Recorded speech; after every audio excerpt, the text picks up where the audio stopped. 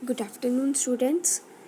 सो साडा अज का टॉपिक है साउंड की साउंड की हुंदा क्योंकि जिस तरह सानू पता असी मोशन किसी भी ऑब्जैक्ट का हुंदा फोर्स हुंदी जिस टाइम जो कोई भी ऑब्जैक्ट है या कोई परसन है अपनी पोजीशन चेंज करता वो कुछ साउंड प्रोड्यूस करता तो असी अज उस साउंड वाले पढ़ांगे लाइक जो वर्ड्स फ्लाई करते ठीक है बैल्स मशीन्स वैकल्स टैलीविजन रेडियोस ये सारे की है जोड़े साउंड प्रोड्यूस करते ठीक है ये असी अज ये इस बारे पढ़ना कि साउंड प्रोड्यूस किवें हुंदा ते साउंड की है ठीक है। सो फस्ट है साउंड प्रोडक्शन ऑफ साउंड की प्रोडक्शन किदां हुंदी कहंदे take a tuning fork and set vibrating. By starting the probe, the rubber pad bring near your ear. Like ਜਦੋਂ कोई भी ਜਿਹੜੀ body है ਉਹ वाइब्रेट करदी उस टाइम वो कुछ वाइब्रेशन करदी ਤਾਂ वाइब्रेट करदी ਤਾਂ कुछ ਉਹ ट्यून प्रोड्यूस करदी ਤੇ उस ट्यून ਨੂੰ ਅਸੀਂ ਕੀ ਕਹਿੰਦੇ ਇਹ ਸਾਊਂਡ ਲਾਈਕ ਮੈਂ ਇੱਕ ਗਿਲਾਸ ਲਿਆ ਗਿਲਾਸ ਦੇ ਵਿੱਚ ਮੈਂ ਸਪੂਨ ਨੂੰ ਮਾਰਿਆ ਤੇ ਜਿਸ ਟਾਈਮ ਮੈਂ ਉਹਦੇ ਵਿੱਚ ਤਾਂ ਗਲਾਸ ਨੇ ਵਾਈਬ੍ਰੇਟ ਕਰਨਾ ਤੇ ਉਸ ਟਾਈਮ ਉਹਨੂੰ ਕੁਛ ਜਿਹੜੀ ਇਹ ਟਿਊਨ ਪ੍ਰੋਡਿਊਸ ਕਰਨੀ ਉਹਨੂੰ ਅਸੀਂ ਬੋਲਦੇ ਸਾਊਂਡ ਠੀਕ ਹੈ। ਲਾਈਕ ਪ੍ਰੋਪੇਗੇਸ਼ਨ ਆਫ ਸਾਊਂਡ ਦੀ ਪ੍ਰੋਪੇਗੇਸ਼ਨ ਕਹਿੰਦੇ ਸਾਊਂਡ ਕਿੱਦਾਂ ਪ੍ਰੋਡਿਊਸ ਹੁੰਦਾ vibrating object to the matter ਔਰ substance through which the sound is transmitted is called medium ਜਿਹੜਾ ਮੈਟਰ ਔਰ ਸਬਸਟੈਂਸ ਹੈ ਜਿਹਦੇ ਵਿੱਚ ਜਿਹੜਾ ਸਾਊਂਡ ਕਿਆ ਹੈ ਟਰਾਂਸਮਿਟਡ ਹੋ ਜਾਂਦਾ ਉਹਨੂੰ ਅਸੀਂ ਕੀ ਕਹਿੰਦੇ ਮੀਡੀਅਮ ਇਟ ਕੈਨ ਵੀ ਕੋਈ ਸੋਲਿਡ ਹੋ ਸਕਦਾ ਲਿਕੁਇਡ ਹੋ ਸਕਦਾ ਔਰ ਗੈਸ ਹੋ ਸਕਦਾ sound move through the medium from point of generation to the listener ठीक है। साउंड कितना हुंदा कि मूव्स करता जिथे तो उन्होंने जनरेट किया तो पोजीशन जिथे जाके वो लिसनर को पुजिया वैन एन ऑब्जैक्ट वाइब्रेट जो कोई ऑब्जैक्ट वाइब्रेट करता it set the particle of the medium around it vibrating ठीक है। कोई भी पार्टिकल जोड़े है मीडियम के उन्होंने वाइब्रेटिंग करन लगा दें the vibrating object the particle do not travel all the way from the vibrating object to the air ठीक है। वो ਜਿਹੜੇ पार्टिकल है वो नहीं ईयर तक पहुँच सकते ठीक है।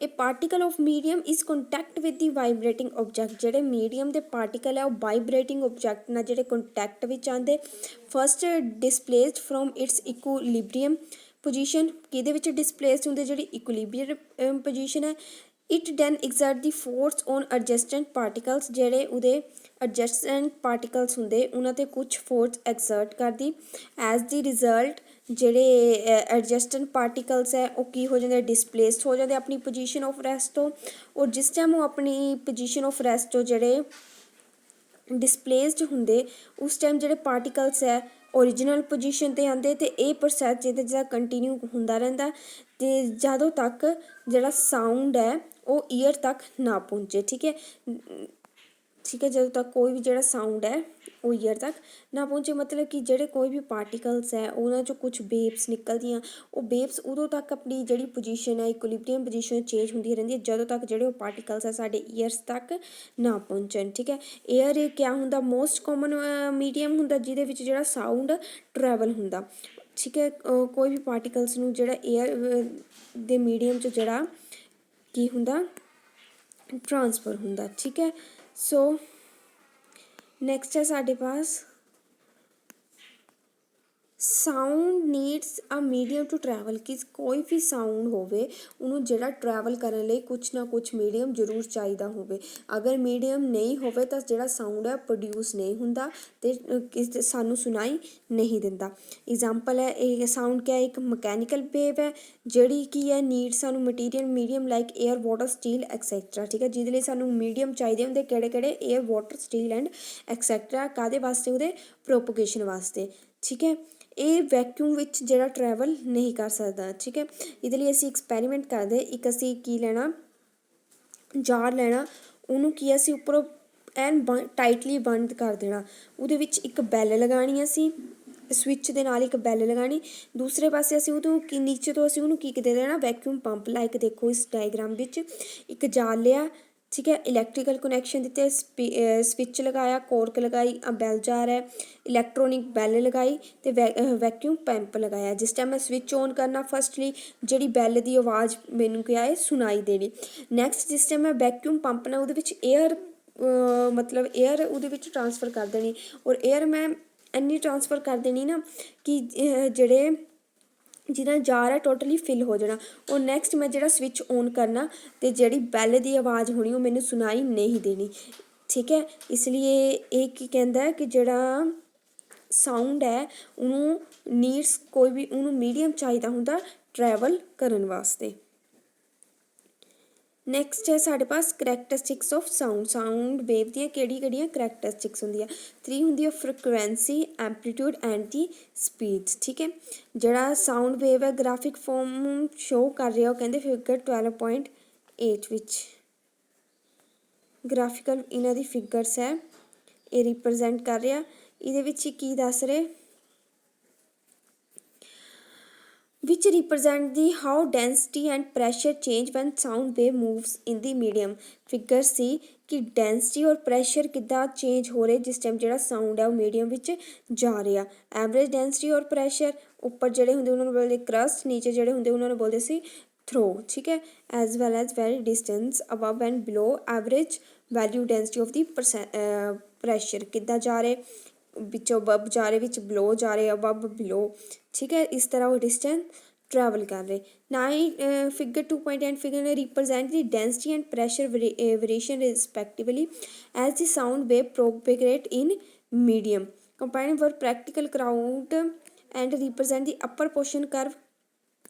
हुण जिहड़ी उन्हें फिगर दित्ती सानूं ए और बी, इहदे विच की है जिहड़ा साउंड कोई भी स्पीकर है उहदे नाल सोर्स ऑफ साउंड है उहदे विच डेंसिटी और प्रैशर की वेरीएशन कितनी दी डेंसिटी दी किसी भी मीडियम विच जिहड़ा डेंसिटी है वो इस तरह वैरी करदी। ठीक है, और जिहड़ा प्रैशर है वो लाइनस विच वैरी करदा। ये देखो डेंसिटी इस तरह वेरी कर रही, किते ज़्यादा हो रही, किते घट हो रही, किते ज़्यादा हो रही। इस तरह प्रैशर है, प्रैशर किते हैं ज़्यादा हो रहा, किते घट हो रहा, किते ज़्यादा हो रहा, किते घट हो रहा। ठीक है, नैक्सट टॉपिक है साढ़े पास reflection of sound.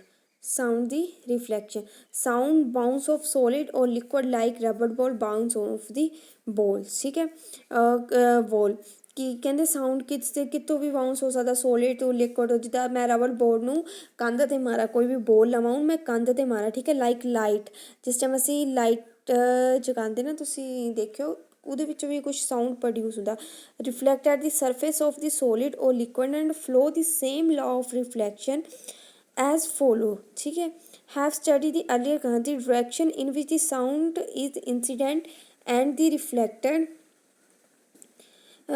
make a equal angle with the normal to reflecting surface to point of the Indian।